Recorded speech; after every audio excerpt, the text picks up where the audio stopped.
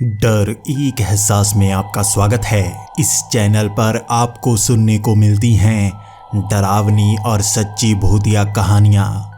तो अगर आपको ऐसी ही वीडियोस देखना पसंद है तो हमारे इस चैनल को सब्सक्राइब करना ना भूलें। तो अब बढ़ते हैं आज की कहानी की ओर।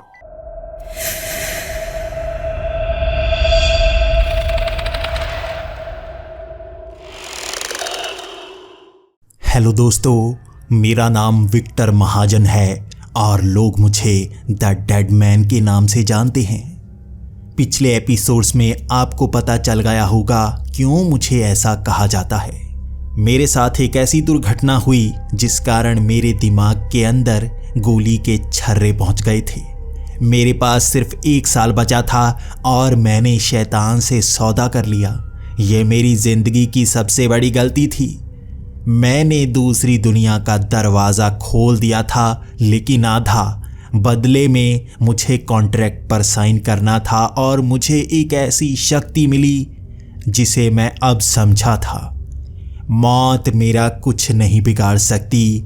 हर बार जब मैं मरता हूँ तो इस कब्रिस्तान में एक कब्र से उठ खड़ा होता हूँ। मुझे उस काले सूट वाले ने गोली मारी थी और मैं शायद मर गया था। इस कब्र से उठकर मैं समझ पाया था कि मौत मेरा कुछ नहीं बिगाड़ पाती। मैं अब इस हॉल में पहुंच गया था और सोचने को मजबूर हो गया था, आखिर इसके आगे मैं क्या करूं? वो लोग कौन थे?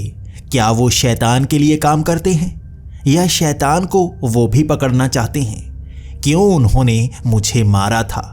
और इंस्पेक्टर गुप्ता का क्या हुआ होगा?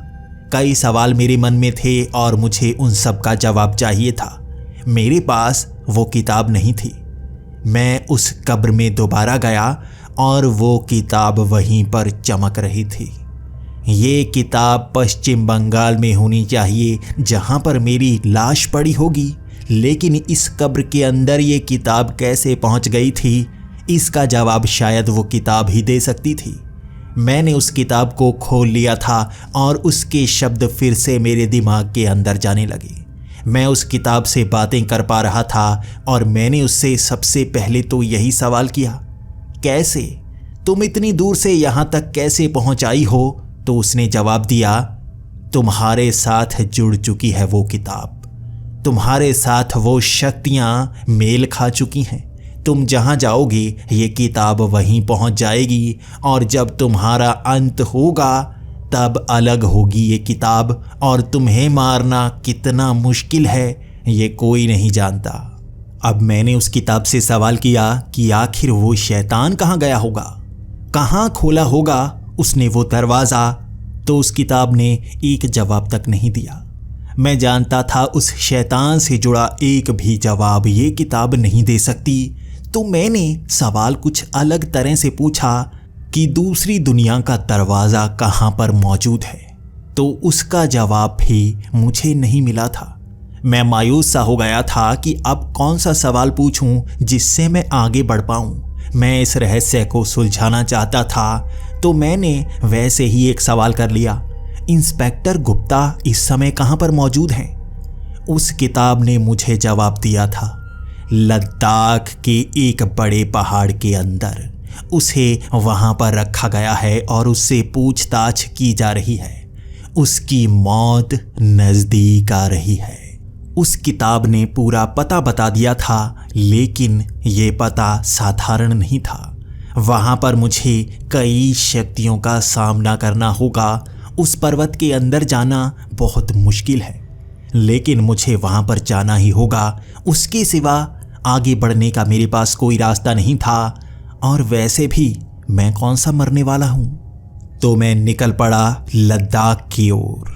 लद्दाख में पहुंचते ही ठंड मुझे तंग कर रही थी। भले ही मौत से मुझे नुकसान नहीं होता, लेकिन दर्द मुझे अब भी हो रहा था। ठंड में मेरा शरीर जकड़ा जा रहा था और मैं कम ही कपड़े लेकर आया था। मैंने नहीं सोचा था कि इस तरह से मुझे इतनी परेशानी होगी। मैं तो मान कर आया था कि मौत मेरा कुछ बिगाड़ नहीं सकती, तो मुझे किसी चीज़ का एहसास भी नहीं होगा, लेकिन एहसास पूरा हो रहा था। मैं उस बड़े से पहाड़ की तरफ जा रहा था और यहाँ पर बिल्कुल सुनसान और बंजर इलाका था। आसपास मुझे पेड़ तक नज़र नहीं आ रहा था और वो बड़ा सा पहाड़ कुछ पहाड़ियों को पार करने के बाद आता। उसका खास नाम बताया जा रहा था जो मुझसे लिया नहीं जा रहा था। वो अजीब सी गूंज मेरे कानों में पड़ना शुरू हो गई थी। ये उस पहाड़ की पहचान है जिसे खास तौर पर इसीलिए इस्तेमाल किया जाता है। इंसानों का बेस है वहाँ पर। इंसानी शक्तियाँ और दूसरी दुनिया की शक्तियों का मेल वहीं पर होता है।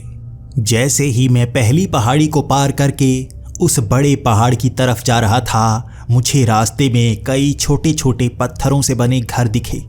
उसके बाहर भिक्षु लाल रंग का चोला पहने खड़े थे, जैसे वो मेरा ही इंतज़ार कर रहे हों। मुझे दूर से ही देखकर उनकी जैसे भीड़ लग गई थी। हर घर से एक एक भिक्षु बाहर आ गया था और मेरे लिए जैसे रास्ता बना दिया गया था। मैं उन्हें नहीं जानता था, लेकिन उनके मुंह से एक शब्द तक नहीं निकल रहा था। उनकी आंखें देखकर मैं ये तो पता कर पाया था कि वो मुझसे गुस्सा हैं। वो मुझे रोकना चाहते थे और उन्होंने हाथ इस तरह से आगे कर दिए थे जैसे वो मेरे लिए रास्ता रोक रहे हों। मैं उनसे पूछ रहा था, आप मुझे आगे क्यों नहीं जाने देना चाहते? उन्होंने कोई जवाब नहीं दिया। वो सब मौन व्रत पर थे और किसी खास कारण ही अपने घर से बाहर आए थे। वो बार बार अपने घर के अंदर झांके जा रहे थे जैसे उन्हें अंदर कोई खास काम हो। हर कोई ऐसा कर रहा था, लेकिन मुझे आगे बढ़ना था। उनसे किए हर सवाल का जवाब मुझे नहीं मिल रहा था, क्योंकि वो तो एक शब्द तक नहीं बोल रहे थे, लेकिन वो इशारे करके मुझे आगे जाने नहीं देना चाहते थे। वो मुझे रोक रहे थे। उनका इशारा था कि मैं आगे जाऊंगा तो मर जाऊंगा, लेकिन मेरे चेहरे पर मुस्कान थी, जैसे मौत से मुझे डर ना लगता हो। मेरे चेहरे की ये मुस्कान देखकर हर एक भिक्षु एक तरफ होना शुरू हो गया, जैसे वो खुद अब मुझे आगे जाने देना चाहते थे। और मेरे हाथ में पकड़ी वो किताब देखकर जैसे उनकी रंगत उड़ गई थी। वो अब मेरी तरफ अजीब नज़र से झांक रहे थे। वो मुझे कुछ और समझ रहे थे और उनकी टांगें हिल रही थीं। उनके कदम पीछे हट रहे थे। वो अपने अपने घर के करीब जा रहे थे। उनके डरे हुए चेहरे देखकर मैं जान गया था वो मुझे शैतान समझ रहे हैं। मैंने भी उनसे कह दिया, मैं वो नहीं हूँ जो तुम समझ रहे हो। मैं वो हूँ जो उसे रोकने आया है। अब मैं उस पहाड़ की तरफ बढ़ चला था। रास्ता काफ़ी टूटा फूटा सा था और वहाँ पर ढेर सारे पत्थर पड़े थे। इस तरह से बंजर पहाड़ के ऊपर चढ़ना बेहद मुश्किल भरा होता है। छोटे छोटे से पत्थर भी बार बार फिसलते रहते हैं, जिस कारण आपको चोट लग सकती है। मेरे घुटने छिल चुके थे। मैं बार बार गिर रहा था और दूसरी पहाड़ी पार करने में मुझे सबसे ज़्यादा समय लगा। उस पहाड़ी के पार पहुंचते ही मैं जैसे फिसलता गया। उसके आगे मिट्टी ही मिट्टी थी जिसमें पैर रखे नहीं जा रहे थे और फिसलता हुआ उस छोटी पहाड़ी से मैं नीचे आता जा रहा था। बार बार मैं वहाँ सूखे हुए पेड़ों की टहनियों से टकराता। इसी के साथ मेरे पैरों में जैसे कैक्टस के कांटे चुभ जाते। वहाँ मोटे मोटे पत्थर थे जिन्हें मैं पकड़कर घिसटने से रोकना चाहता था, लेकिन जैसे ही मैं उनको हाथ लगाता वो भी फिसलकर नीचे आने लगते। यहाँ मुझे काफ़ी चोट लग गई थी और मेरे सर से भी खून बहना शुरू हो गया था। किसी तरह से मैं नीचे उतर पाया था और वो बड़ा सा पहाड़ आ गया था। यहाँ इस पहाड़ पर कुछ नज़र नहीं आ रहा था। बंजर पहाड़ था ये। मैंने उस किताब को वहीं एक पत्थर पर रख कर खोल लिया था और मैं उससे दोबारा बातें कर रहा था। मैं उससे जानना चाहता था, इंस्पेक्टर गुप्ता यहाँ पर होने चाहिए, कहाँ हैं वो? और मुझे ये भी बताओ वो लोग कौन हैं? मैंने ये सवाल पहले क्यों नहीं पूछा मैं नहीं जानता था, लेकिन अब उस किताब ने उन लोगों की पूरी जानकारी देना शुरू कर दिया था। इंस्पेक्टर गुप्ता अभी जिंदा हैं और उन्हें इसी पहाड़ के अंदर बंदी बनाकर रखा गया है। इस पहाड़ का एक दरवाज़ा है जो सामने पत्थर को हटाने से खुलता है। उसके अंदर, इस पहाड़ के अंदर एक बेस बनाया गया है जहां वो लोग रहते हैं। मैंने कहा वो कौन? क्या वो खास संस्था है? क्या वो सरकार के लिए काम करते हैं? क्या वो किसी खास देश के लिए काम करते हैं? या वो कोई टेररिस्ट हैं? या वो शैतान के गुलाम हैं? तो उस किताब ने बताया वो इंसान ही नहीं हैं, उन्हें द अदर्स कहा जाता है। यहाँ कुछ इंसान उनके लिए काम करते हैं और ये अजीब सी संस्था है। इसकी पूरी जानकारी उस किताब को भी नहीं थी और इससे तो मैं हैरान था। शैतान की किताब को इस चीज़ की जानकारी क्यों नहीं है? अगर वो कुछ छिपाना चाहे तो मुझे बताती नहीं है, लेकिन उस किताब ने साफ साफ कह दिया था इससे ज़्यादा जानकारी उसको भी नहीं है। कुछ है जो वो भी नहीं जान सकती और इस राज को मुझे ही सुलझाना था। उन्हें कहा जाता है द अदर्स। कौन है वो? बिल्कुल हमारे जैसे ही हैं और इस किताब ने कहा है कि वो इंसान नहीं है। कौन है वो? इसका जवाब ढूंढने के लिए मैं उस पहाड़ के और नज़दीक जाता जा रहा था और वो गूंज मेरे कानों में पड़ना शुरू हो गई थी। वो भारी गूंज बढ़ती जा रही थी और उस पहाड़ के एक तरफ बड़ा सा पत्थर रखा हुआ था। मैं उस पत्थर के पीछे देख पा रहा था क्योंकि वो उस पहाड़ से पूरी तरह से सटा नहीं हुआ था। उस पत्थर के पीछे कुछ नहीं था। कहाँ है वो दरवाज़ा? इस पत्थर को हटाने से ही दरवाज़ा खुलेगा, लेकिन इस पत्थर के पीछे तो कोई दरवाज़ा मौजूद ही नहीं है। कैसे हटाऊंगा मैं इस पत्थर को? मैंने उस पत्थर को हिलाने की कोशिश की, वो हिल नहीं पा रहा था। वो भारी पत्थर था जिसे शायद मैं अकेला हिला नहीं सकता और मेरे मन में तो ये भी शंका थी इसे हिलाकर गिरा भी दूंगा तो जाऊंगा कहाँ? पीछे तो कोई दरवाज़ा मौजूद नहीं है। मैंने बड़े से डंडे को लिया और उस पत्थर के एक तरफ लगा दिया। उसे हिलाने की कोशिश की। भारी पत्थर एक तरफ लगाकर उसे धकेला ताकि वो पत्थर किसी तरह से हिल जाए। एक और भारी पत्थर जो उस पहाड़ के काफ़ी ऊपर था, मैं ऊपर पहुंचकर उसे धक्का दे पाया और वो लुढ़कता हुआ इस भारी पत्थर से जा टकराया। फिर भी ये पत्थर हिला तक नहीं। हर कोशिश के बाद भी मैं इसे हिला नहीं सकता था, तो करता क्या? तभी मैंने अजीब सा प्लान बनाया। शायद ये बेवकूफ़ी भरा था। मैं जब भी इस किताब से कुछ पूछता ये अपने आप खुल जाती। मैंने बेवकूफ़ी भरा प्लान बनाया था कि अगर इस किताब को इस पत्थर के नीचे इस तरह से दबा दूं कि ये खुल ना पाए और इसे खुलने को कहूं तो शायद इसके पास इतनी शक्ति हो कि इस पत्थर को हिला पाए। मैंने इस किताब को उस पत्थर के नीचे दबा दिया और कहा, ऐ किताब खुल जा, मुझे तुझसे सवाल करने हैं। और ये प्लान काम कर गया। इस किताब के खुलने में इतनी शक्ति थी कि वो पत्थर हिल गया और एकदम लुढ़क कर नीचे की तरफ आने लगा। वो पत्थर अपनी जगह से हिल गया था और तभी नीचे के छोटे पत्थर भी हिलने लगे जो उस बड़े पत्थर के कारण नीचे दबे हुए थे। ऐसा लगा जैसे वो साधारण पत्थर नहीं हैं बल्कि मशीनरी का खास हिस्सा हैं। वो सब इस तरह से हिल रहे थे जैसे खास पजल सुलझाई जा रही हो। जैसे जैसे वो हिलते गए सामने उस पहाड़ के अंदर दरवाज़ा नजर आ रहा था। रेत का कण, पत्थर हिलते हिलते रास्ता बनाए जा रहे थे और एक बड़ा सा छेद उस पहाड़ के अंदर बन गया था। जैसे ही उस पहाड़ की छेद के मैं अंदर जाता गया, मुझे अंदर पत्थर की ईंटें मिली। यहाँ अंदर ज़रूर कुछ ना कुछ बनाया गया है। अंदर जाते जाते मुझे कई साथ में लटकी तारें दिख रही थी। वहाँ लगे कुछ बल्ब दिख रहे थे। वहाँ LED स्ट्रिप्स लगी हुई थीं और पैरों के नीचे भी रोशनी इस तरह से पड़ रही थी कि जैसे खास रास्ता बनाया गया हो। उन लाइट्स के ऊपर चलते वक्त भी कुछ आवाज़ आ रही थी और मैं इस आवाज़ से डर रहा था कोई सुन ना ले। काफ़ी समय तक चलने के बाद एक मैं बड़े हॉल तक पहुंचा और वहाँ कई लोग थे वैसे ही काले सूट पहने। मैं घबराकर एक तरफ छिप गया। वहाँ कई बड़ी बड़ी मशीनें पड़ी थीं, बड़े बड़े बॉयलर पड़े थे। वहाँ बहुत ज़्यादा भाप निकल रही थी। इसी के साथ एक कांच का बड़ा सा बर्तन पड़ा था जिसके अंदर से रोशनी निकल रही थी। ऐसा लग रहा था जैसे छोटा सा सूरज बनाया गया हो। वहां सूट वाले लोग अजीब से थे।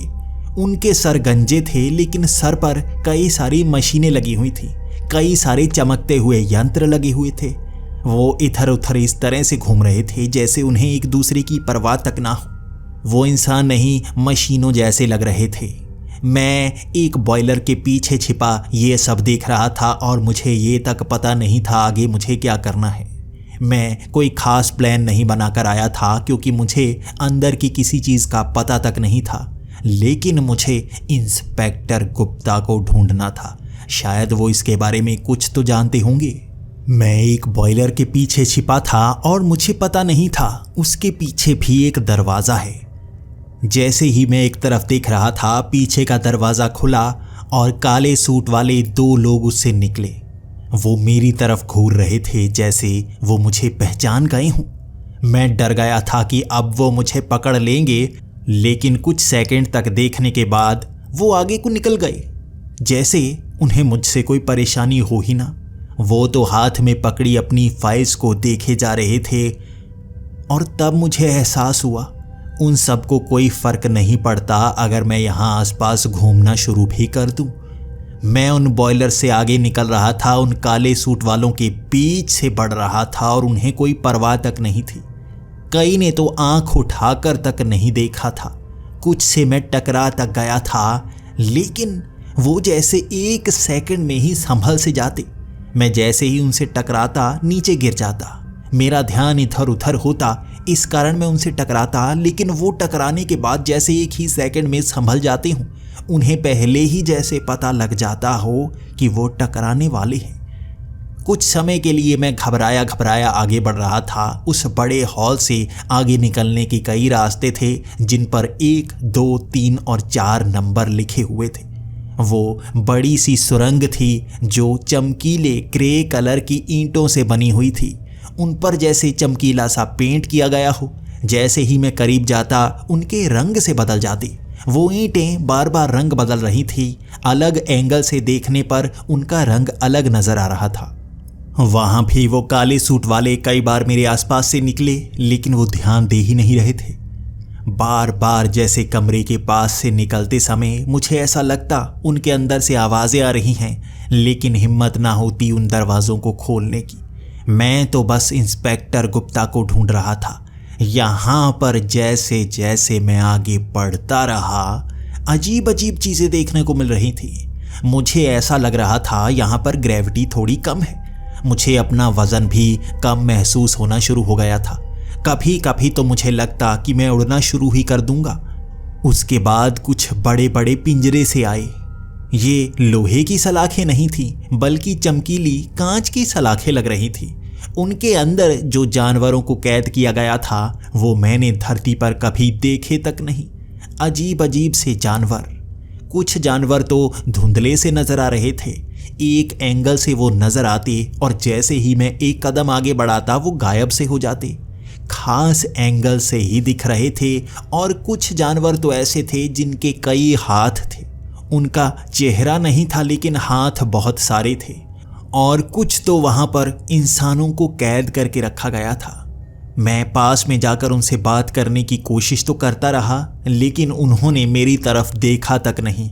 ऐसा लग रहा था जैसे वो मुझे देख ही ना पा रहे हों। जैसे ही मैं उस कांच पर कुछ मारकर आवाज़ करता, उनका ध्यान उस आवाज़ की तरफ जाता, लेकिन वो मुझे देख नहीं पा रहे थे। मुझे उससे भी आगे जाना था। मुझे इंस्पेक्टर गुप्ता को ढूंढना था। जैसे ही मैं उस सुरंग के अंत तक पहुंचा, वहां बड़े बड़े कमरे थे जो कांच के दरवाजों के कारण बंद थे। उन कांच के दरवाजों के अंदर देखा जा सकता था।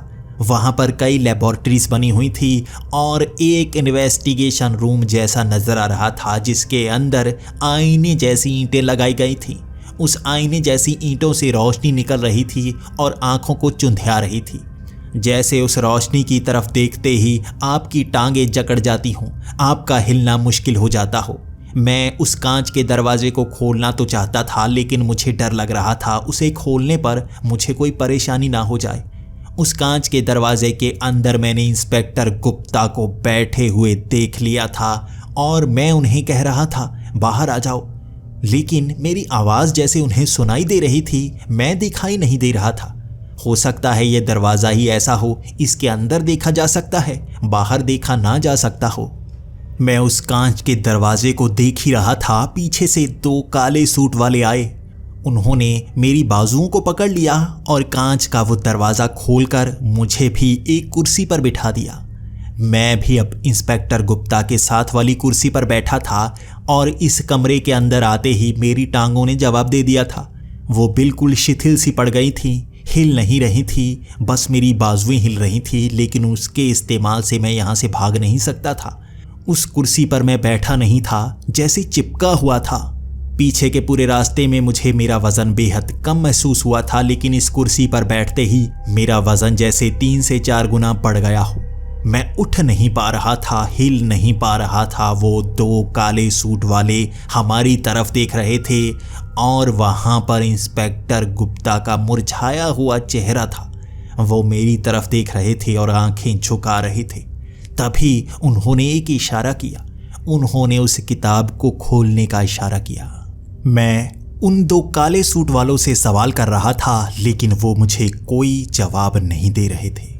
वो तो जैसे किसी का इंतज़ार कर रहे हूँ। उसके बाद वहाँ पर एक लंबा चौड़ा आदमी आया। उसका शरीर थोड़ा सा पारदर्शी लग रहा था, चमक रहा था। वो मैं उसे बयां नहीं कर सकता। वो इंसान जैसा ही तो लग रहा था, लेकिन कुछ तो फर्क था। उसके बाल भी थे, उसने सूट भी पहना हुआ था, लेकिन फिर भी मुझे ऐसा महसूस हो रहा था जैसे वो कुछ हद तक पारदर्शी हो। वो मेरे सामने वाली कुर्सी पर आकर बैठ गया था और उसने बाकी 2 काले सूट वालों को वहां से जाने के लिए कह दिया था। उसने एक फाइल मेरे सामने रख दी थी और एक फाइल इंस्पेक्टर गुप्ता के सामने रख दी थी। मैंने जब उस फाइल को खोला तो उसमें बिल्कुल भी कुछ लिखा नहीं हुआ था, खाली पन्ने थे वहां पर। और मैंने ध्यान से देखा इंस्पेक्टर गुप्ता वाली फाइल, उस पर भी सिर्फ पन्ने ही थे, लेकिन इंस्पेक्टर गुप्ता की नजरें उन पन्नों पर गड़ी हुई थी। खाली पन्नों को देखकर वो इस तरह से डरे हुए थे जैसे उन्होंने कुछ पढ़ लिया हो उनमें। इसके बाद मैंने उस आदमी से सवाल किया, आप क्या चाहते हो? आपने इसे क्यों कैद किया हुआ है? और वो शैतान हमारी दुनिया को खत्म करने वाला है, आप उसे क्यों नहीं पकड़ते? इंस्पेक्टर गुप्ता को क्यों पकड़ा हुआ है? अब ये आदमी था जो जवाब दे रहा था। उसकी आवाज़ बहुत ज़्यादा भारी थी और उसने कहा, तुम जानते भी हो तुम क्या कह रहे हो? तुम इन चीज़ों के बारे में कुछ और जानते हो या बस वैसे ही बड़बड़ाए जा रहे हो? मैंने कहा, मैं जानता हूँ। मैंने सौदा किया है उस शैतान के साथ, और शैतान एक ऐसी शक्ति है जो हमारी दुनिया को बर्बाद कर सकता है। वो उस दरवाजे को खोलना चाहता है। वो उस दरवाजे को खोल उससे अपने दासों को हमारी इस दुनिया में भेजना चाहता है और हमारी इस दुनिया को नर्क बनाना चाहता है। वो जैसे थोड़ा मुस्कुरा रहा था और उसने कहा, बस ये जानते हो? तुम्हें और कुछ पता है? मैंने कहा, और क्या जानना है? मैं ज़्यादा नहीं जानता, लेकिन मेरी किताब मुझे सब कुछ बता देती है। हमारे लिए बहुत बड़ा खतरा आ चुका है। तो उस आदमी ने कहा, वो तो ठीक है, तुम मरकर दोबारा कैसे जिंदा हो गए पहले ये बताओ। मैंने कहा, मैंने उस शैतान से सौदा किया है और मुझे नहीं पता मैं उस कब्रिस्तान से कैसे उठा। अब मुझे वो आदमी जवाब दे रहा था, तुम्हारी आत्मा को कैद किया गया है। तुम्हारी आत्मा उस कब्रिस्तान में कैद है और तुम्हारे शरीर को जितनी बार मारेंगे तुम्हें नया शरीर उसी कब्रिस्तान से मिलेगा। तुम्हें इसी तरह से बांध दिया गया है और तुम जिस दरवाजे की बात कर रहे हो वो आधा भी खुला है और कुछ अजीब शक्तियाँ तुम्हारी इस दुनिया में आ भी चुकी हैं और वो धीरे धीरे अपना काम कर भी रही हैं, लेकिन हमें उससे कोई मतलब नहीं है। हम अपना काम करते हैं। मैंने कहा, आपका काम ज़रूरी है। अगर हमारी दुनिया ख़त्म हो गई तो आपका काम कैसे होगा? तो उसने कहा, हमारा काम इस दुनिया से नहीं है, भले ही इसका अंत हो जाए, हमारा काम अपना है। तो मैंने कहा, आप वहाँ पर क्यों आए थे? मैं उस दरवाजे को बंद करने वाला था, उस शैतान के पास पहुँच आए थे। अगर तुम्हारे लोगों ने पकड़ा नहीं होता तो हम अपना काम कर देते। तो उसने कहा, हमने तुम्हें नहीं पकड़ा था, हमने इसे पकड़ा था। इंस्पेक्टर गुप्ता, ये हमारा शिकार था, लेकिन तुम इसके साथ आए थे, इसीलिए तुम्हारा मरना भी ज़रूरी था। लेकिन तुम तो फिर से आ गए, अब क्या तुम्हें फिर से मारना होगा? उसके बाद उस आदमी ने जो जो कहा उसने मेरे होश उड़ा दिए थे। उसने कहा, तुम्हें क्या लगता है ये इंस्पेक्टर गुप्ता वही इंसान है जो हमेशा से यहाँ रहा करता था? अब इंस्पेक्टर गुप्ता के चेहरे से जैसे पसीने निकल पड़े थे। वो घबरा चुके थे और वो आदमी आगे के शब्द बोल रहा था। उसने कहा, इंस्पेक्टर गुप्ता को मरे 1 साल हो चुका है। ये तुम्हारी दुनिया का इंस्पेक्टर गुप्ता नहीं है, ये समानांतर ब्रह्मांड से आया है और वहाँ पर इसे हर कोई ढूंढ रहा है। हम इसी तरह से समानांतर ब्रह्मांडों के रास्तों की रक्षा करते हैं। यहाँ पर एक ही दुनिया नहीं है, समानांतर ब्रह्मांड बसे हुए हैं और वहाँ पर इसी तरह दुनिया चलती है। हमारा काम किसी को बचाना नहीं है, बस रक्षा करनी है इन दरवाज़ों की। तुमने जिस दरवाजे को खोला वो बस नर्क का दरवाज़ा था, लेकिन हमें ये पता करना है कि ये दूसरे ब्रह्मांड से यहाँ पर कैसे आ गया। हमें इसकी जानकारी चाहिए। तो अब इंस्पेक्टर गुप्ता खुद बोल पड़े थे, मैंने नहीं किया, ये उसने किया था। वो शैतान, उसने सौदा किया था कि वो मेरी दुनिया से मुझे बाहर ले जाएगा और एक ऐसी जगह ले जाएगा जहाँ पर मैं सुरक्षित रहूँगा। इसीलिए मैं यहाँ पर आ गया था और मुझे पता चला कि यहाँ पर कुछ ही समय पहले इंस्पेक्टर गुप्ता की मौत हो चुकी है और मैं अपनी दुनिया का इंस्पेक्टर गुप्ता हूँ, जहाँ पर मैंने कई क्राइम किए हैं और मैं वहाँ पर लगभग मरने ही वाला था। यहाँ पर मैंने अच्छी ज़िंदगी जीना शुरू कर दिया। यहाँ पर मैंने कोई गुनाह नहीं किया, लेकिन मैं हमेशा से जानता था कुछ लोग मेरा पीछा ज़रूर करेंगे जब सच उनके सामने आएगा। वो शैतान अपने नियमों को तोड़ रहा है, वो उन दरवाज़ों को खोल रहा है जो समानांतर ब्रह्मांडों के रास्तों को बनाता है। वो नर्क से अपने दासों को ही नहीं बुलाना चाहता, कुछ और बड़ा करना चाहता है। उसने उससे ज़्यादा कुछ नहीं बताया, लेकिन मुझे ये कहा था कि मुझे विक्टर महाजन के साथ रहना है। मैं हैरान हो गया था। क्या तुम मेरे साथ इसलिए थे क्योंकि उस शैतान ने मेरे साथ रहने के लिए कहा था? वो समानांतर ब्रह्मांडों के शैतानों से संपर्क कर रहा है और नर्क में हर दरवाज़ा सीधे तौर पर आता है। वो उनका गलत इस्तेमाल कर रहा है, वो कुछ बड़ा करना चाहता है। इंस्पेक्टर गुप्ता के एक एक शब्द मुझे हैरान किए जा रहे थे। इसके बाद उस आदमी ने कहा, मैं यहाँ पर ज़्यादा देर नहीं रुक सकता, मैं ये काम तुम्हें देता हूँ। तुम वैसे भी उस दरवाजे को बंद करना चाहती हो, तुम उस दरवाजे को बंद कर दो और इस सच्चाई का पूरा पता लगाओ। तुम्हें जिंदा छोड़ा जाएगा और तुम्हें इस किताब का रखवाला बना दिया जाएगा हमेशा के लिए। इसके बाद मैंने सवाल किया, लेकिन ये समानांतर ब्रह्मांड क्या है और आप इसके रखवाले क्यों हो? तो उसने कहा, कुछ जानकारी तुम्हें नहीं होनी चाहिए, ये बड़ा राज है जो किसी को पता नहीं होता और तुम्हारा दिमाग इतनी सच्चाई पचा नहीं पाएगा। तुम बस अपनी दुनिया को बचाओ, अपनी दुनिया में रहो, उस शैतान की पूरी सच्चाई पता करो। आखिर कहाँ है वो? इंस्पेक्टर गुप्ता ने कहा, मैं बताता हूँ, वो लंका में है। वहाँ पर उसने कई दास, कई राक्षसों को इकट्ठा कर रखा है जो इस दरवाजे पर काम कर रहे हैं। वो एक ही दरवाजे का इस्तेमाल करके समानांतर ब्रह्मांड के रास्तों को पूरा खोल रहा है। उसने मेरे शरीर को इस दुनिया में लाकर ये पता कर लिया था कि समानांतर ब्रह्मांड में सफ़र किया जा सकता है।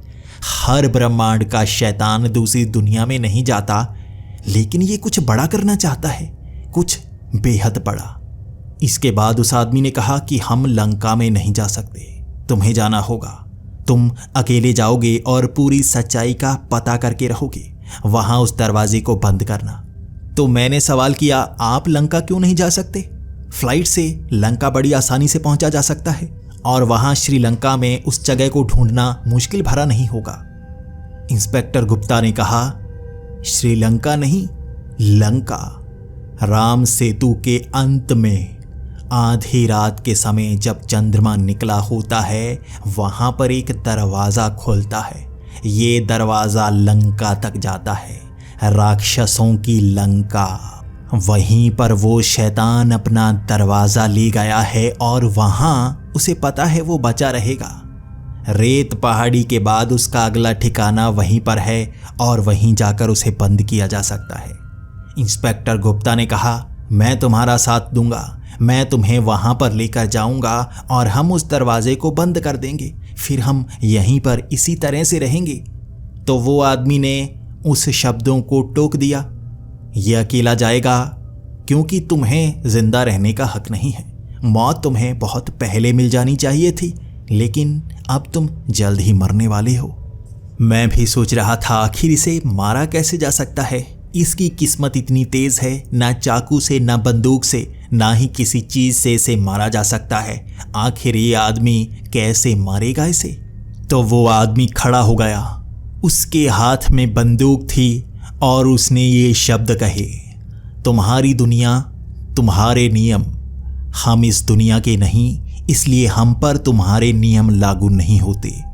उसने वो गोली चलाई और ये गोली इंस्पेक्टर गुप्ता के सर के बिल्कुल बीच से आर पार हो गई। इंस्पेक्टर गुप्ता की लाश बिल्कुल मेरे सामने पड़ी थी और मैं घबरा गया था।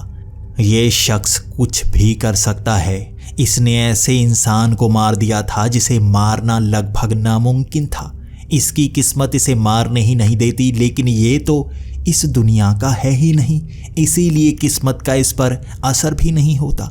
मुझे जवाब मिल गया था और मैं अब उससे सौदा कर रहा था कि मैं उस लंका में जाऊंगा, उस दरवाजे को बंद करूंगा और शैतान को रोकने की पूरी कोशिश करूंगा। अगर मैं शैतान को पकड़ पाया तो आपको दे दूंगा और उस राज का पर्दाफाश करूंगा, आखिर वो वहां करना क्या चाहता है। इसके बाद उस आदमी ने कहा, तुम्हारा समय शुरू होता है, जल्दी से तैयारी करो वहां जाने की। उसके बाद उसने वो गन निकाली और मेरी तरफ तान दी।